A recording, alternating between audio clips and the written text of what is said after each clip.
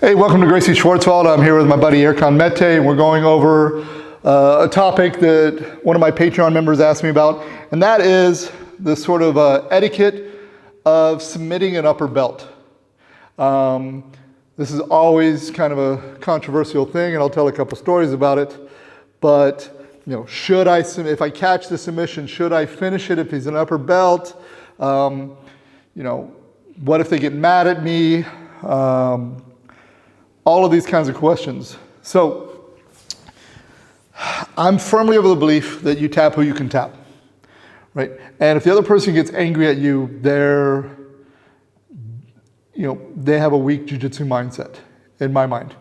And there are a lot of coaches, I've had coaches tell me that they will never ever tap to a student, that they should be ashamed if they ever tap to a student. They won't even let a student get close to a submission.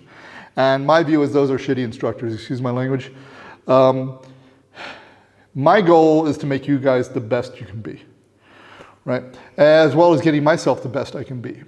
So I want you guys, if you get the opportunity, you go for the submission. Not, spastically, but if it's there, you don't go, well, it's Roy and I don't want to, make him look bad, or what is more often the case, and I've had people like, maybe they catch me in a sweep or something and they go, and, not my students, but they'll go, oh shit, now I'm about to get a beating. I'm like, where do you train? Like, you sweep me? That's awesome. It just, okay, I made a mistake. Oh, cool. Or you did something. I'm like, oh, cool. How'd they do that? But again, I've seen it. Like I was telling a student a story. I had a friend of mine. He caught a black belt in a footlock. And the guy, it wasn't a submission, the guy knew footlocks, but it was his ego, and he jumped up and immediately choked the guy unconscious. And I was like, you're a garbage human being, right? Why would you do that? Is your ego that fragile? If you get somewhere and you get the submission, or you get a sweep on me, and all the things, have I ever gotten angry at you? No, never. Right? In fact, a lot of times if I get a new guy or somebody, they get something like that, I'll even go easier later, so just to make them not realize that make sure they understand I'm not angry. So I knew a guy I used to train with, and if you caught him, whether it's sparring, if you caught him with a clean shot or you got him in a submission, guaranteed he was going to hurt you as soon as possible right after that. And what I learned was the problem was nobody ever gave him their all. They always held back, which meant what? He was not getting challenged. He was not getting better as much as he could be. Not because he was better than people. Yeah, people weren't tapping anymore, but they were just scared, right? And so his progress wasn't getting very good because he literally scared everybody away. They're thinking, why bother catching that Kimura if it means I'm going to have my knee ripped apart, 30 seconds later. And again, he's hurting himself. He's hurting his own training. Okay. I remember one of my coaches, Spencer, rolling with Joey, one of my teammates. And Joey had caught him in something, right? And then let go. And Spencer was like, why did you let go? And he's like, well, you're an upper belt. And Spencer went, whack! Don't you ever let go. You had it. Don't ever let go. Doesn't matter what color my belt is. You don't let go. You had it. I would have tapped. And that's the right mindset, right? And I talked about this. I had a guy I knew, he was a teacher, and I don't mean to keep telling stories. It's a good way to, pass along some of this information. And let's say that I have very little respect for his teacher, and, it's him as a teacher. And, I have respect for many people. They don't have to teach my style, but there's certain mindsets that they better have.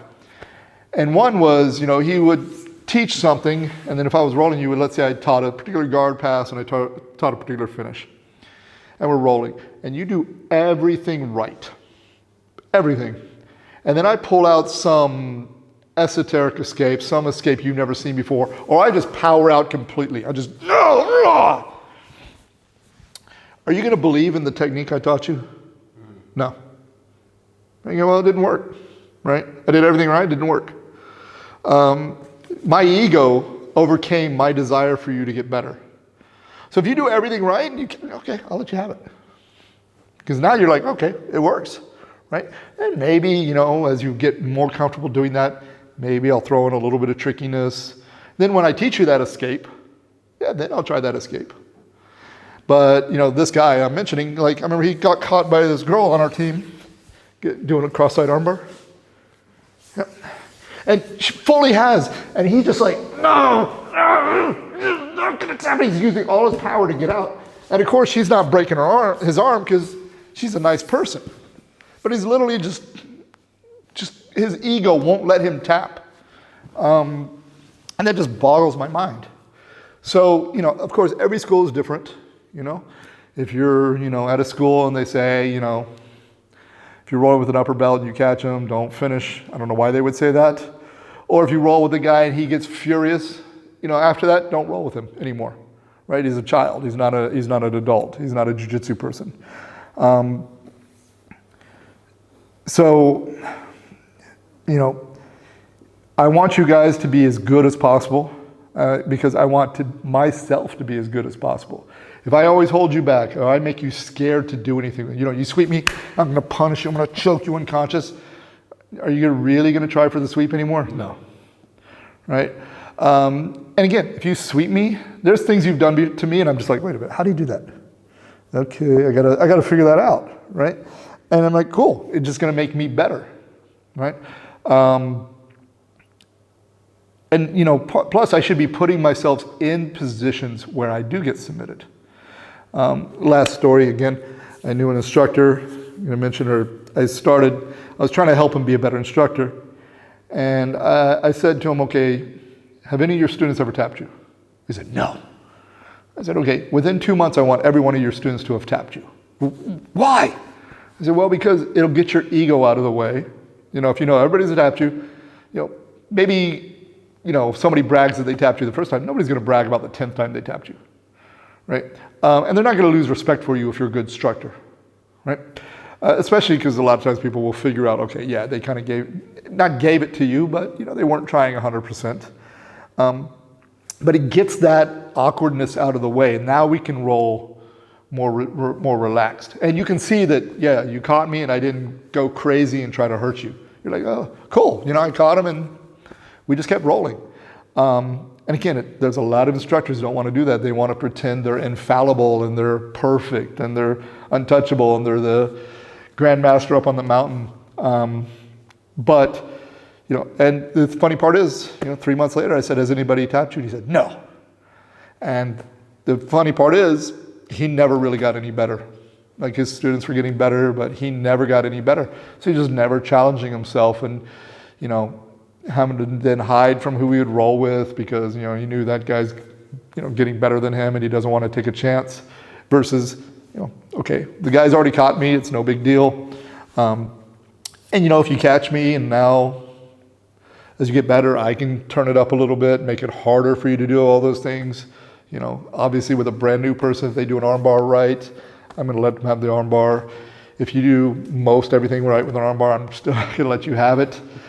But maybe because you haven't done everything right. And you're at the point now that I'm not really going to let you have anything. You're going to earn everything you get. But, that's the thing. If you're worried, and specifically this person was saying, if I remember correctly, that they've been using some of the techniques they'd learned from my guillotine code and catching people at their academy, and that some of the people were getting upset. It is what it is. If somebody comes here and has a game I haven't seen before, I talked about that. I went to a Soka school in New York. A friend of mine's a black belt under Soka. And when I was there, man, I wasn't that familiar with deep half guard. Everybody was catching me in deep half guard. I was able to, defend most of it, but yeah, everybody was getting me there. And for me, that was really cool. I was like, okay, now I got to figure out how people are getting me into this. But I didn't get mad that it was happening. Was fairly unfamiliar with that technique at the time. And I was like, okay, cool. This is something I can learn and play with. And again, I always want to emphasize,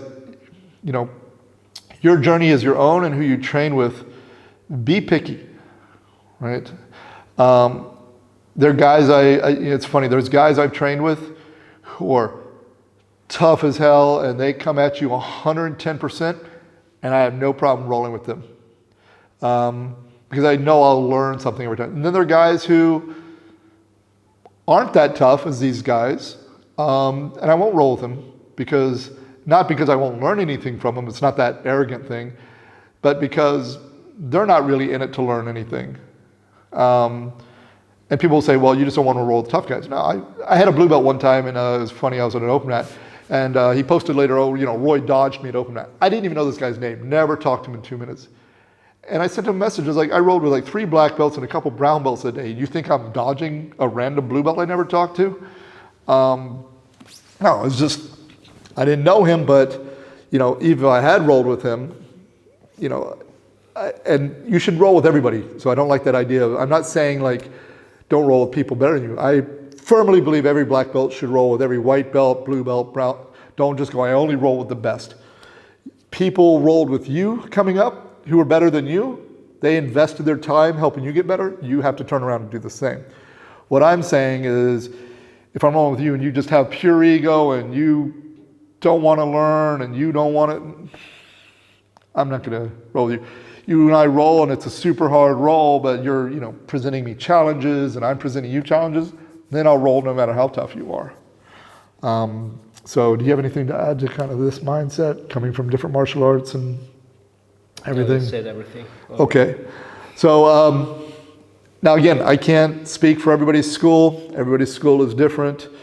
Some schools, you know, it's just a pure pissing match the whole time in the school about who can beat who. One rule I have at my school is you're never allowed to say who you tapped, right? That way, you know, if Erkan goes home and he gets on Instagram and I tap this guy and I tap this guy and I tap this guy tonight, well, next time you roll with them, are they going to be willing to play? No. No. They're going to be 100% super conservative, shut down, not giving you anything because I don't want you embarrassing me again. So, you know, just play. And again, by the time I'm a brown belt, if I flip out that some blue belt swept me or submitted me, instead of being like, cool, like, show me how you set that up, or man, I got lazy and I left my arm out of position. You know, I think it was Pedro Sauer said, you know, every time somebody gets submitted, it's 50-50. It wasn't that you did 100% right and I did 100% wrong, right? You did 50% right, I did 50% wrong. So every time I get submitted, it never made any sense to me. It's like this. Can I stand up? If we're boxing, right, and I drop my hand and you hit me, I don't go, I don't get angry at you. You did what you were supposed to do, right? Why would I get angry at you? I go, okay, man, I gotta really get better at what I'm doing. So it makes no sense to me for me to get angry at you. That's the dumbest thing in the world. All right. Thanks. Hope that helps, guys.